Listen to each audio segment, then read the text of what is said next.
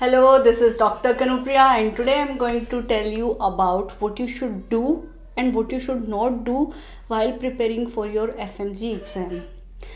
So, without getting any further delay, let's get started to it. सबसे पहली चीज़ जो आपको ध्यान में रखनी है कि आपको एक सब्जेक्ट का एक सोर्स रखना है। अगर आपने मेडिसिन दीपक मारवा सर प्रेपलेडिस से किया है, उसके बाद में आपको कहीं और से करने की ज़रूरत नहीं है। आपने 2019 में किया, 21 में किया, कोई फ़र्क नहीं पड़ता है।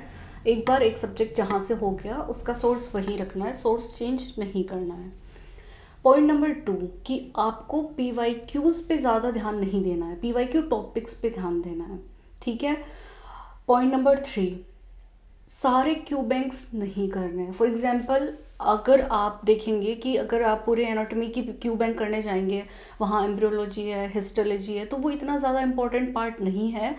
उसके बजाय आप अपना टाइम ट्यूबरक्लोसिस को दे सकते हैं, या फिर आप अपना टाइम एब्डोमेन, अगर अपन एनाटॉमी की बात करें तो एब्डोमेन, थोरेक्स, नेक, इस पार्ट को ज़्यादा दे सकते हैं। तो क्यू बैंक करने का भी कई बार क्या होता है ना कि जैसे प्रेपलेडर में 1000 क्यू बैंक्स है, तो 1000 तो अपन कर नहीं सकते, ठीक है। अब इंट्रोडक्शन ऑफ माइक्रोबायोलॉजी का क्यू बैंक करने से अच्छा है कि आप न्यूमोनिया, ट्यूबरक्लोसिस, ये जो वेटेज वाले टॉपिक है, इनका क्यू बैंक करें। पॉइंट नंबर 4 हमेशा पॉजिटिव कंटेंट देखो, चाहे वो फिर आपको ओशो को सुनना हो, चाहे वो कोई स्पिरिचुअल, कोई मेडिटेशन वाला, या फिर कोई ब्रह्म कुमारी शिवाली, या फिर सदगुरु, कुछ भी, बट पॉजिटिव कंटेंट सुनो। Point number 5 affirmations, manifestations do work. ये मैंने पहले भी अपने लास्ट वीडियो में बोला है और अभी भी बोल रही हूँ कि हम जैसा सोचते हैं वैसा बन जाते हैं। It's true that what we think we become, because ये चीज़ अंदर होती है। जैसे शाहरुख खान ने बोला है कि अगर किसी चीज़ को आप सच्चे दिल से चाहो तो सारी कायनात उसको मिलाने में लग जाती है। तो that's true, affirmations do work. Point है कि give time to yourself to write what you feel. अगर आपको म्यूज़िक सुनना पसंद है, अगर आपको डांस करना पसंद है, like what ever you like, अगर आपको जिम जाना है या कोई भी एक्टिविटी करनी है, अगर आपको लिखना पसंद है, अगर आपको गाना पसंद है, जो भी करना है, तो 30-45 मिनट्स अपने दिन के अपने उस चीज़ को दो। नेक्स्ट पॉइंट है कि आप सुबह जल्दी उठो। मैं भी सच में वो इंसान नहीं हूँ जो जल्दी उठता है, बल्कि मैं रातों में पढ़ा करती थी। और जब से मैंने देखा है कि अगर मैं 4:30 या 5 PM पे उठ गई तो 5 से 10 बजे की जो पढ़ाई है ना, बहुत सही है। और वो 5-6 घंटे कंटिन्यू पढ़ाई करने का मतलब है कि आपने दिन का आधे से ज़्यादा काम कर लिया। जैसे कई बार होता था, मैंने सुबह 5 से 10 बजे तक पढ़ लिया और उसके बाद मैं रात को 9 बजे बैठ रही हूँ पढ़ने के लिए, 9 से 11 पढ़ा, 2 घंटे और हो गए, 7 आवर्स हो गए। और 7 आवर्स की पढ़ाई काफ़ी सही है। अगर आप अपने प्रिपरेशन टाइम में every day if you are giving 7 hours to your studies, 100% result आएगा यार। नेक्स्ट पॉइंट है GT दो। GT से बिल्कुल नहीं घबराना है कि 30 आएंगे, 50 आएंगे, 105 आएंगे, 150 आएंगे, फेल हो जाएंगे, पास हो जाएंगे, कुछ नहीं सोचना है। 3 घंटे अपने आप को एक चेयर पे बिठाओ, ठीक है, और 3 घंटे का GT 2 बैठ के पूरा ध्यान, कंसंट्रेशन उसमें लगा के अच्छे से GT दो। नेक्स्ट पॉइंट रिवीजन का है। रिवीजन ठीक है, करना है, हमेशा ही करना है, 3-4 बार करना है, इंडिया आने के बाद 3-4 बार करना है, वो सब ठीक है। पहले ये मत करो कि आपने 5 सब्जेक्ट करें और बार बार बार बार बार बार उन्हीं का रिवीजन कर रहे हैं और बाकी के 14 सब्जेक्ट्स तो आपने पढ़े ही नहीं, and then you are stressing yourself कि यार कुछ नहीं पढ़ा, यार कुछ नहीं पढ़ा। तो बेटर ये है कि अपने पूरा सिलेबस कंप्लीट करो, उसके बाद रिवीजन शुरू करो। और हमेशा ना हम ये सोचते हैं कि यार वो मैंने 2019 में पढ़ा था, यार वो मैंने तब पढ़ा था, मुझे कुछ नहीं आता है, मुझे कुछ याद नहीं रहता है। सबके साथ सेम दिक्कत होती है। एक पेस बना के उस पर काम करते जाओ, डिसिप्लिन, कंसिस्टेंसी रखो, PYQs करो, रिवाइज करो, again and again I am saying all these things. और बार बार ये करने से 100% रिजल्ट आएगा। अच्छा, now I will talk what you should not do while preparing for foreign medical graduate exam. So first thing जो आपको नहीं करनी है वो है किसी से ना कोई कंपटीशन नहीं रखना है, कोई जेलसी नहीं रखनी है, यार वो मेरा फ्रेंड है उसने इतना पढ़ लिया, यार मेरा वो फ्रेंड है उसने इतना पढ़ लिया, यार ऐसा कर लिया, नहीं, ये वाली चीज़ कभी नहीं रखनी है। सेकंड पॉइंट है, टॉक्सिक लोगों से दूर हो जाओ, चाहे वो आपके इंस्टाग्राम पे है, चाहे वो आपके स्नैपचैट पे, हटा दो उन लोगों को। जो कोई भी तुम्हारे ब्रेन में नेगेटिविटी पैदा कर रहा है, चाहे वो अभी मैं हूँ, मेरा वीडियो बंद कर दो। ऑनेस्टली स्पीकिंग, कोई भी इंसान अगर आपकी ज़िंदगी में टॉक्सिक है, उसको पहले हटा दो। तीसरा पॉइंट है, कोई भी सब्जेक्ट अनकम्प्लीट मत छोड़ो। मैं सबसे बड़ा एग्जाम्पल हूँ अपने ईयर का, जो सारे सब्जेक्ट्स 3-4 सब्जेक्ट्स अनकम्प्लीट छोड़ दिए थे, पूरा नहीं किया, उससे पहले ही दूसरा सब्जेक्ट उठा लिया, वो पूरा नहीं हुआ, उससे पहले ही दूसरा सब्जेक्ट उठा लिया। फिर जब मैं वापस जाके मैंने देखा तो सब कुछ साफ था। तो ये गलती मैंने 3-4 बड़े सब्जेक्ट्स के लिए कर दी थी। तो मेरी आपसे ये रिक्वेस्ट है कि ये गलती मत करना। एक सब्जेक्ट को पूरा कंप्लीट करो, पूरा कंप्लीट करने के बाद ही दूसरा सब्जेक्ट शुरू करो। नेक्स्ट पॉइंट है कि आलसी मत बने रहो कि अरे कर लेंगे, अभी 6 महीने इंडिया जाने में, अरे अभी तो 5th ईयर है, अरे अभी तो 4th ईयर है। नहीं, ऐसे मत करो, क्योंकि कई बार सिचुएशंस ऐसी होती है कि जब तुम इंडिया आ जाते हो, कुछ हेल्थ इश्यूज़ हो जाते हैं, कुछ और हो जाता है, तो अगर पहले से सब्जेक्ट्स कंप्लीट किए हुए होते हैं तो इतना बर्डन, इतना स्ट्रेस होता नहीं है। ना तो ओवर कॉन्फिडेंस रखना है और ना ही अंडर कॉन्फिडेंट रहना है। ये दोनों चीज़ें इसलिए बेकार है क्योंकि कई बार हम होते हैं कि एक टॉपिक पढ़ के हम हो जाते हैं कि अरे इसका इसका भाई को सब कुछ आता है, अरे सब कुछ आता है। वो चीज़ गलत है, क्योंकि ऐसा होता है तो क्वेश्चंस ज़्यादा गलत होते हैं। अंडर कॉन्फिडेंट वाले लोग हमेशा खुद को क्रिटिसाइज़ करते रहते हैं। जब तक खुद को डराते रहोगे, खुद को अंडर कॉन्फिडेंट करते रहोगे, तब तक कोई तुम्हारे लिए आके नहीं लड़ेगा, तुम्हें खुद के लिए खुद ही लड़ना पड़ेगा। तो try to do affirmations, try कि मैं जैसा सोचूंगी वैसा ही होगा, और अपने आप को इस चीज़ में इतना परफेक्ट बना लो कि ना तो तुम अंडर कॉन्फिडेंट रहो, ना ही तुम ओवर कॉन्फिडेंट रहो। नेक्स्ट पॉइंट है कि अपनी स्ट्रेटेजी, अपने प्लान्स बहुत सारे लोगों के साथ डिस्कस मत करो। एक आधा आपका फ्रेंड फैमिली है, ठीक है, बेटर है, उसके अलावा नहीं।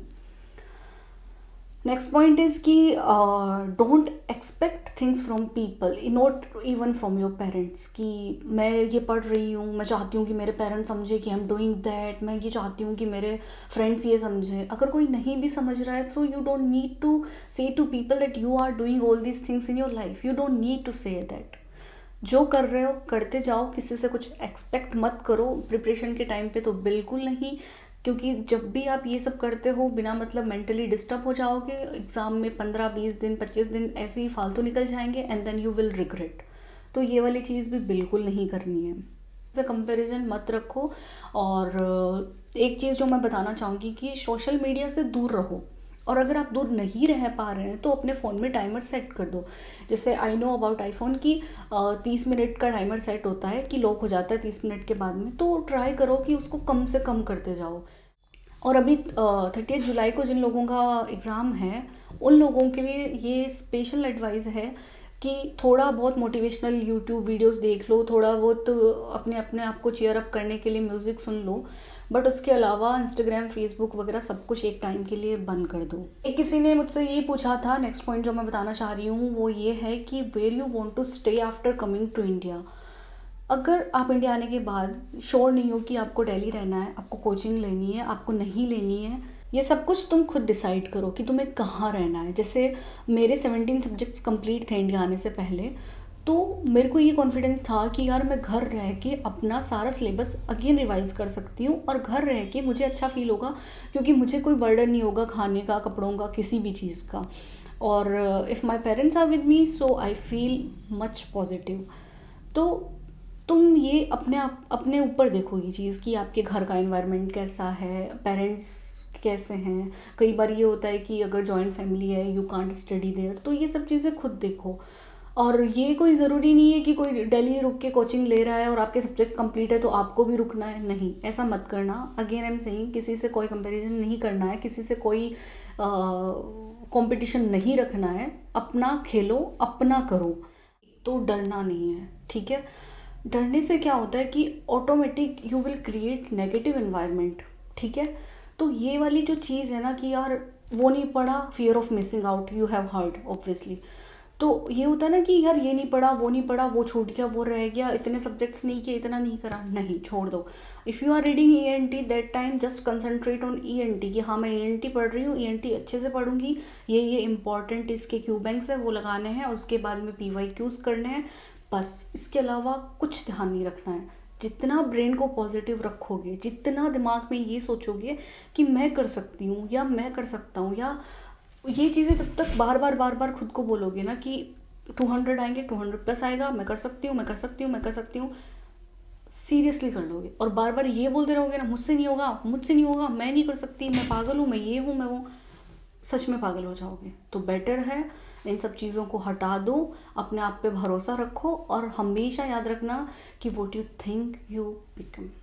ठीक है, एक लास्ट पॉइंट मैं ऐड करना चाहूँगी, वो ये है कि हमेशा अपने टाइमर के अकॉर्डिंग पढ़ाई करो। एक ऐप है YPT, मैं इसका लिंक दे दूँगी नीचे। तो वो ऐप ओपन करती थी, उसके अकॉर्डिंग टाइमर सेट करके पढ़ती थी।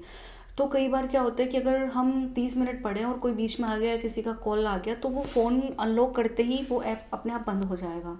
तो उसके बाद में at the end of the day you will see कि तुम शायद बैठे 10 घंटे हो, लेकिन तुमने पढ़ा 5 घंटे का है। तो वो एक तरीके से रियलिटी बताता है कि तुमने एक दिन में कितना पढ़ा है।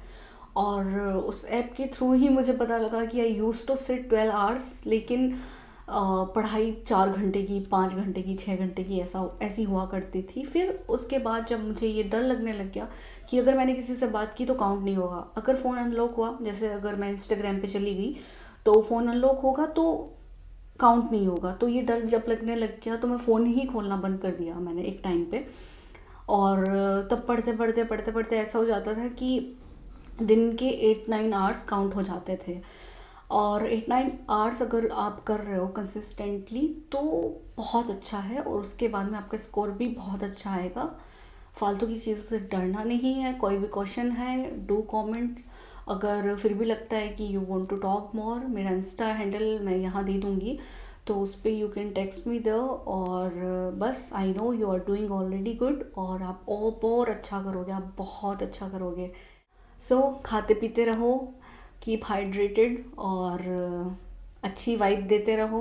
डबल डिजिट्स में ट्रिपल डिजिट्स की तरफ जाने की कोशिश करनी है। ऑब्वियसली मैं क्रिकेट से कोरिलेट कर रहा हूँ, but then try to improve your strike rate and the question exclusion capability. तो क्वेश्चंस रेगुलरली करो, क्योंकि मुझे बहुत सारी क्वेरीज ऐसे आए कि सर हमने थ्योरी पढ़ा, MCQ बहुत टाइम लगती है, क्यों? क्योंकि लगा कि MCQ तुरंत नहीं कर। So thanks for hearing me out. Okay, good bye.